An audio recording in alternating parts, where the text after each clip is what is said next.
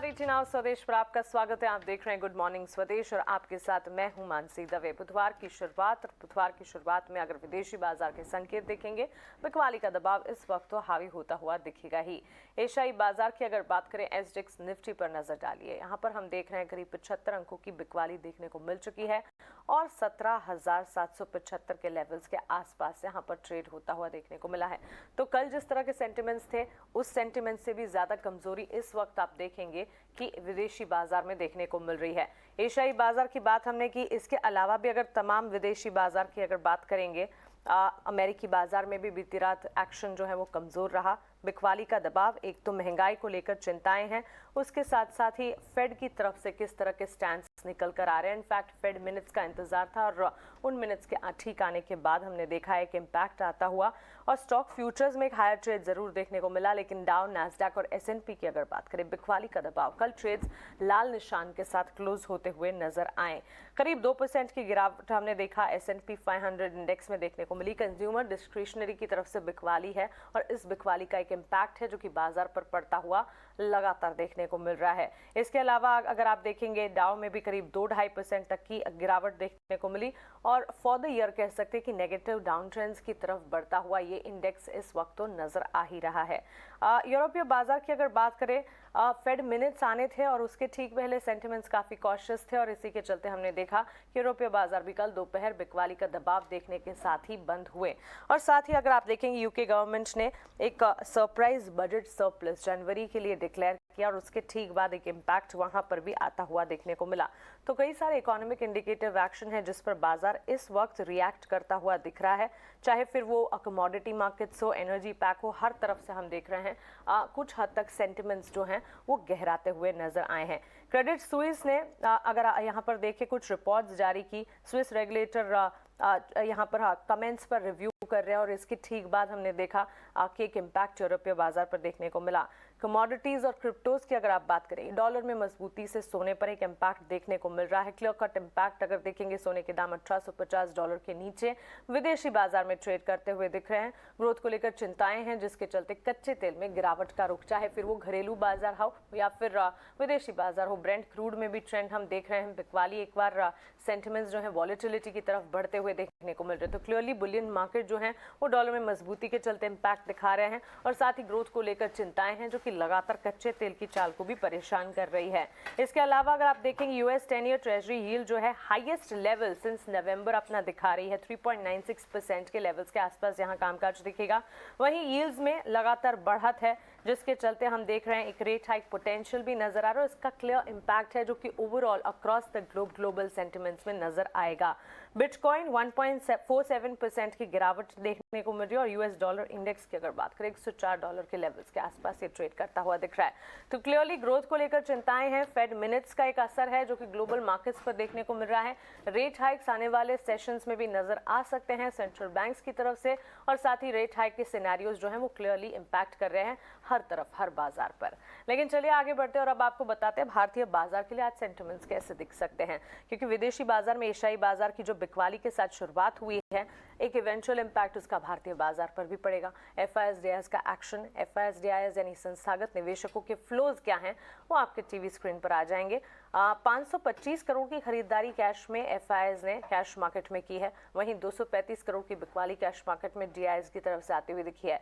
वायदा बाजार के सेंटिमेंट्स 966 करोड़ की खरीदारी इंडेक्स फ्यूचर्स में और 3,978 करोड़ की बिकवाली हमने देखी है इंडेक्स ऑप्शंस में। तो इंडेक्स ऑप्शंस में बिकवाली के डेटा है एफआईएस की तरफ से। डीआईएस ने कैश में बिकवाली की है, लेकिन वायदा बाजार में यहाँ पर अगर आप देखेंगे, एफआईएस ने खरीदारी भी कर दिखाई और कैश मार्केट में भी भले ही क्वांटम छोटा हो लेकिन 525 करोड़ की खरीदारी के आंकड़े तो देखने को मिले ही हैं। तो चलिए इस पॉजिटिव स्टांस के साथ ही आगे बढ़ते हैं, क्योंकि इस वक्त मार्केट में इतने सारे ट्रिगर्स हैं, इतने सारे फैक्टर्स हैं। ऑफ कोर्स रिजल्ट सीजन खत्म होने के बाद उस तरह के ट्रिगर्स या इवेंट्स आना कम हो जाएंगे, तो उस लिहाज से मार्केट में कह सकते हैं लैक ऑफ इवेंट्स हैं with respect to earnings, with respect to stock specific moves. लेकिन उसके अलावा ग्लोबल सेंटिमेंट्स कई सारे हैं, कई सारी बैठकों के दौर चल रहे हैं जिसका एक इम्पैक्ट बाजार पर बिल्कुल पड़ता दिखेगा। आगे बढ़ते हमारे साथ अब क्वांटिफाई कैपिटल के सौरभ सिसोदिया जुड़ गए हैं। उनसे बात करते हैं, उनसे समझने की कोशिश करते हैं कि भारतीय बाजार पर रुख क्या रहना चाहिए।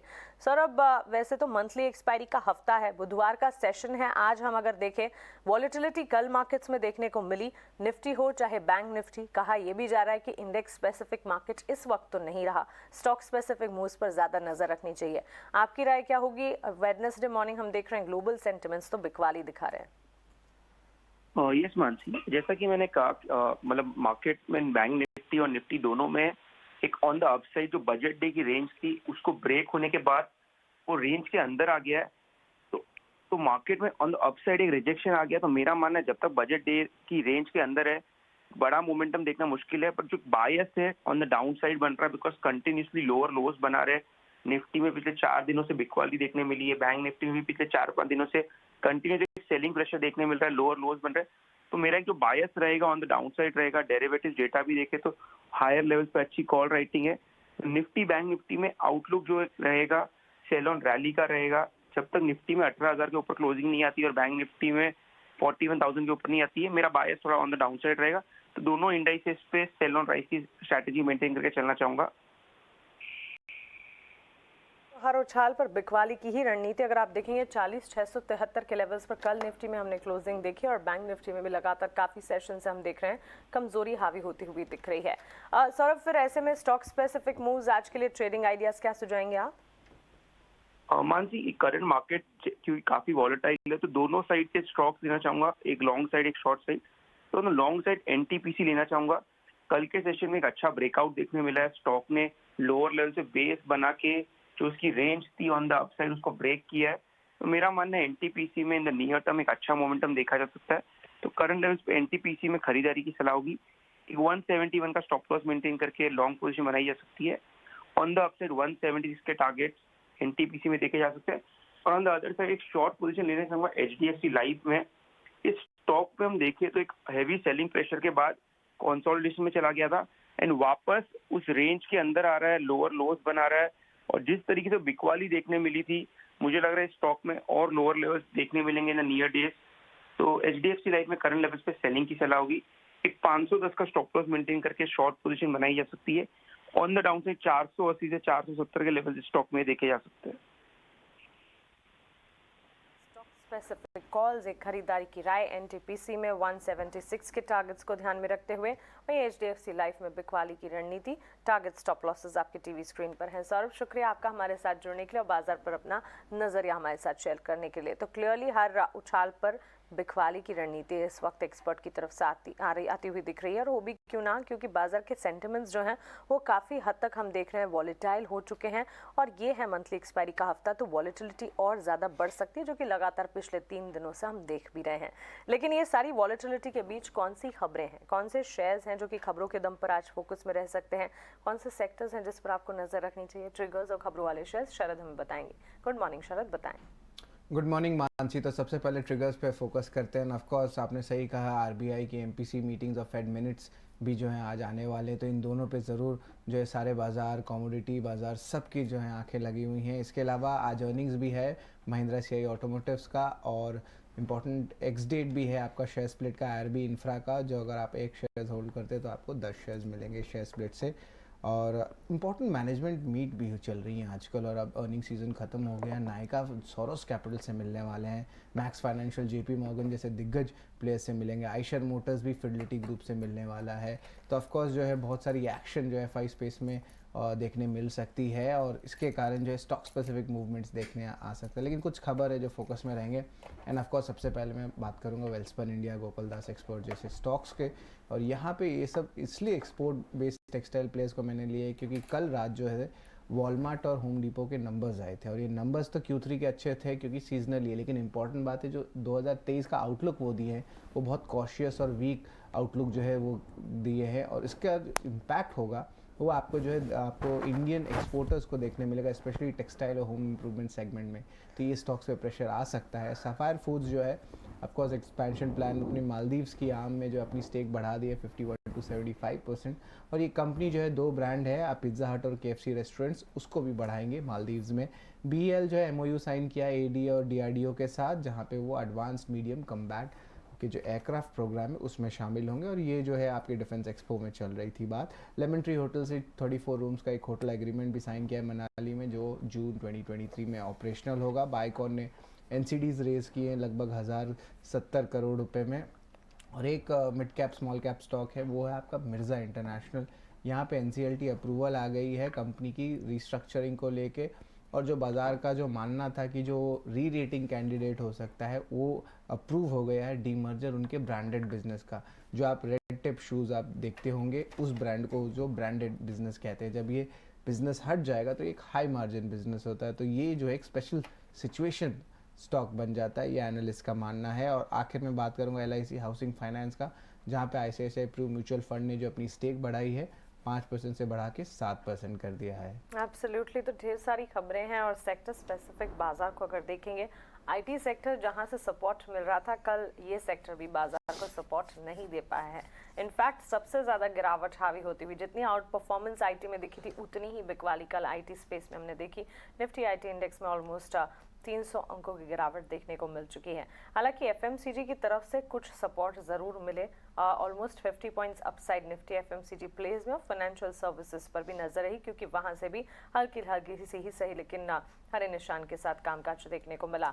लेकिन भारी गिरावट आईटी सेक्टर में दिखी, pharma, PSU bank, private bank spaces, जिस पर आपको नजर रखनी चाहिए।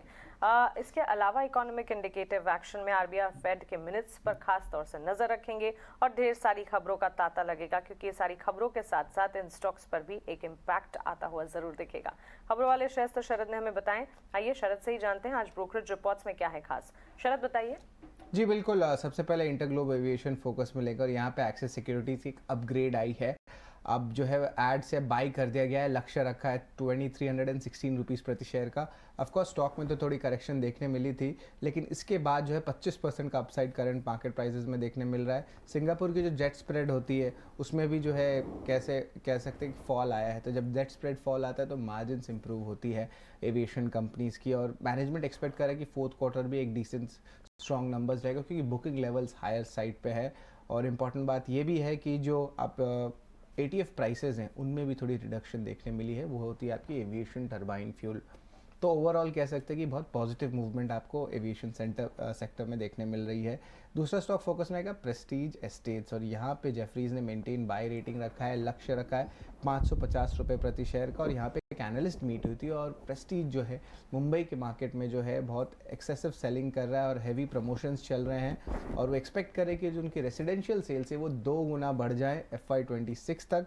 और जो लीज इनकम आ रही है उनके कमर्शियल बिजनेस से, वो 7 गुना लगभग बढ़ सकती है अगले 5 साल में।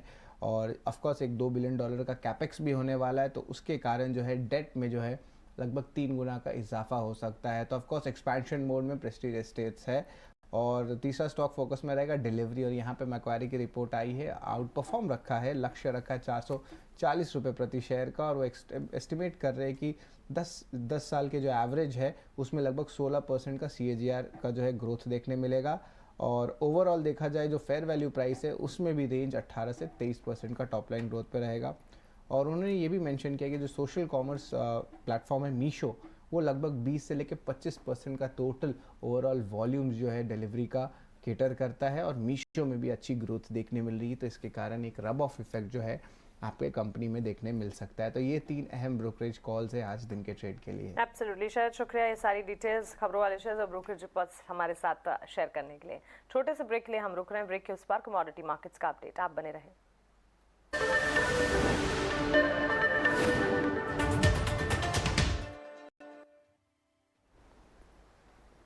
ब्रेक के बाद स्वागत है आपका और आइए अब कमोडिटी मार्केट्स का जायजा लेते हैं। और हमारे साथ कमोडिटी मार्केट्स पर बातचीत करने के लिए केडिया कमोडिटीज के अजय केडिया जुड़ गए हैं। अजय जी गुड मॉर्निंग, स्वागत है आपका 18 स्वदेश्वर। कमोडिटी मार्केट्स में भी हम देख रहे हैं काफी ज्यादा वॉलेटाइल सिचुएशन है। और शुरुआत एनर्जी पैक के साथ अगर करें, ऑलमोस्ट 1% की गिरावट देखने को मिल चुकी है। ब्रेंट क्रूड के दाम $82-83 के आसपास ट्रेड होते हुए दिख रहे हैं। चाइना डिमांड होप से एक बड़ी कंसर्न यहाँ पर नजर आती हुई दिख रही है, जिसको ऑफसेट किया गया है। और इसके अलावा भी कई सारे फैक्टर्स हैं जो कि एनर्जी पैक पर इम्पैक्ट कर रहे हैं। अजय, क्या आप मुझे सुन पा रहे हैं? बिल्कुल मैं सुन पा रहा हूँ। जी जी, एनर्जी पैक, क्रूड और नेचुरल गैस पर आप अपना आउटलुक दीजिए। बिल्कुल। पिछले 2 दिनों में नो डाउट हमने कच्चे तेल के अंदर एक गिरावट जरूर आती हुई देखी है, बट अभी भी डिमांड को लेकर और चाइना से सप्लाई को लेकर कंसर्न बना हुआ है। नो डाउट थोड़े से डेटा पॉइंट को देखते हुए या डॉलर में तेजी की वजह से थोड़ा डाउन साइड जरूर दिखाया है, बट कहीं ना कहीं डोमेस्टिक मार्केट में 6340 के आसपास एक सपोर्ट बनता है जहां पे एक बाइंग करके चल सकते हैं। तो ओवरऑल एक बड़ा दायरा है मार्केट का जो 6300 से 6600 के बीच में ही ट्रेड करता हुआ दिखेगा, बट टाइमिंग मुझे लगता है आज के लिए 6340 के ड्रॉप पे लेके चलना चाहिए। 6480 का एक लिमिटेड अपसाइड देखने मिल सकता है। तो क्लियरली यहाँ पर भी खरीदारी के मौके जरूर बन रहे हैं 6480, लेकिन दायरे में कामकाज होगा एनर्जी पैक में। आज जी बढ़ते हैं बुलियन मार्केट की तरफ, और ऑफ कोर्स यूएस डेटा पर रिएक्ट कर रहा है बुलियन मार्केट। अगर आप देखें गोल्ड सिल्वर की चाल, डॉलर और साथ ही यील्ड्स में जो एक एक्शन है उसका इम्पैक्ट है, जिसके चलते बिकवाली विदेशी बाजार में तो नजर आ रही है। घरेलू बाजार में सेंटिमेंट्स कैसे हैं? डोमेस्टिक मार्केट में पिछले 2 सेशन से मार्केट एक कंसोलिडेशन जोन में है। गोल्ड 56,000 के नीचे नहीं जा पा रहा है, ना ही 56,500 के ऊपर सस्टेन कर पा रहा है। आज रात को जो फेड के मिनट्स आने हैं ये काफी इंपॉर्टेंट रहेगा। डॉलर इंडेक्स में जो तेजी बनी हुई है अभी भी, ये कहीं ना कहीं सोने चांदी को दबाव लाता हुआ दिखाई देगा। तो आज के लिए 56,400 पे गोल्ड को बेचना चाहिए 55,900 के टारगेट के लिए।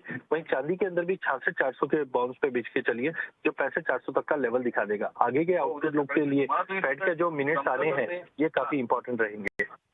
मिनट्स पर नजर रहेगी, और सबसे बड़ा इंपॉर्टेंट इवेंट है जो कि चाहे इक्विटी मार्केट्स हो या फिर ग्लोबल सेंटिमेंट्स और अब कमोडिटी मार्केट्स पर भी इम्पैक्ट करेगा। अजय जी, बेस मेटल्स पर क्विकली आप अपना आउटलुक बताएं, क्या राय होगी? देखिए बेस मेटल में पिछले 2 सेशन के अंदर हमने एक रिकवरी जरूर आते हुए दिखी है, बट अपसाइड थोड़ा सा कैप दिखाई दे रहा है। अनलेस एंड 785 के ऊपर कॉपर नहीं जाता है, हाई पॉसिबिलिटी है कि 770 से 780 का जो जोन है इसी जोन में हम कॉपर को ट्रेड करते हुए देखेंगे।